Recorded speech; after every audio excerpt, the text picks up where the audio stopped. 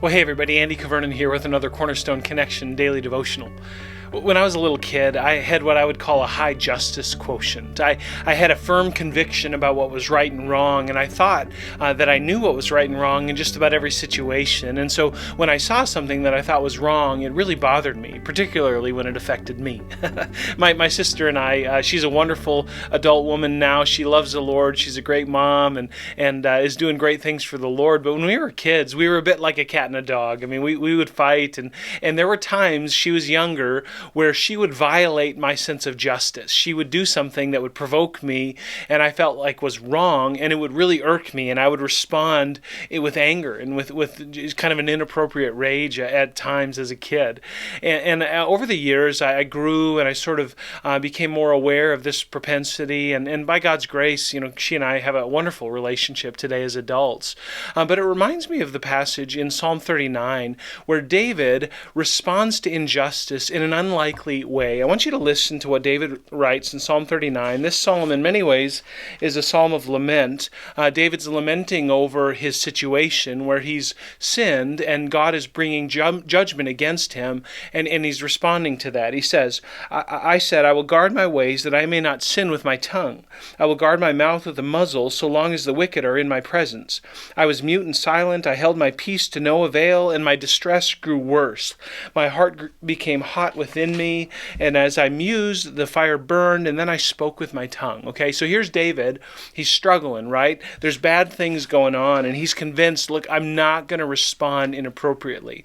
This is provoking me. These people are treating me poorly, but I'm going to hold my peace, but I just can't do it. I got to say something.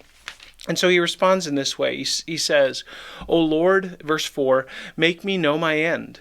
And what is the measure of my days? Let me know how fleeting I am. Behold, you have made my days a few handbreadths, and my lifetime is as nothing before you. Surely all mankind stands as a mere breath.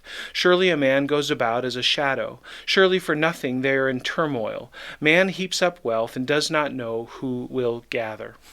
Friends, I'm convinced that when I was a kid, and my high justice quotient had way more to do with my own conveniences than it did to do with God's righteousness. I didn't want to be inconvenienced. I didn't want to be wronged personally, and so I was willing to speak up. I love David's prayer here. Lord, help me to hold my tongue, and when I can't, then do this. Lord, help me to know my end.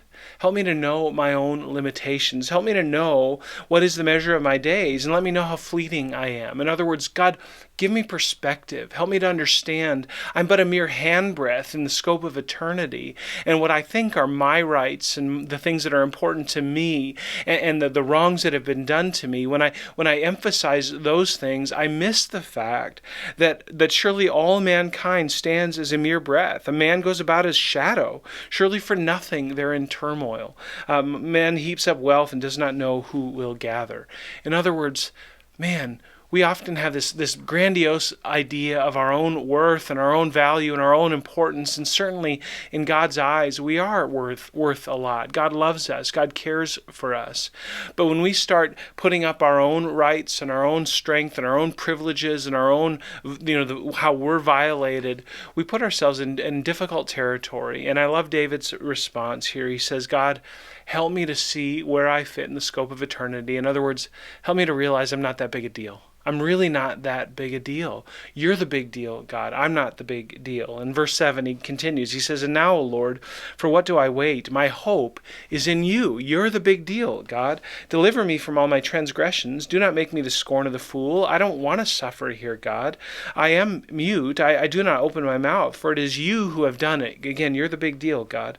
Remove your stroke from me. I'm spent by the hostility of your hand. When you discipline a man with rebukes for sin, you consume like a moth what is dear to him. Surely all mankind is a mere breath. Again, David's saying, he's not lying about what's going on. This is hard and it's painful, and he wants God to let up on his judgment against him, on the things that he's allowing into his life. God, give me some relief here. And yet he ends this way. He says, Hear my prayer, O Lord, and give ear to my cry. Hold not your peace at my tears, for I am a sojourner with you, a guest like all my fathers. Look away from me that I may smile again before I depart and am no more. David asks God, hey God, would you fix this? Would you meet me in my need? But ultimately, I know that you're the one who's in control. I know that you're the big deal. And so I'm going to trust you. I'm going to hold my tongue and I'm going to wait for you. My hope is in you, verse 7. Friends, I don't know about you, but when I feel violated today as an adult, when I feel like there's a sense of injustice, what I want to do is to hold my tongue and to look up and to see the God who is the big deal and let him care for me in the ways that he deems best. I think that's the way of David, and I think that's the calling for us as well. Friend, look up, look to God. He's a big deal, and he loves you, and he'll take care of you in just the right way. You don't have to worry. You can trust him. Have a great day, friends, and Lord willing, we'll see you again soon on the Cornerstone Connection Daily Devotional.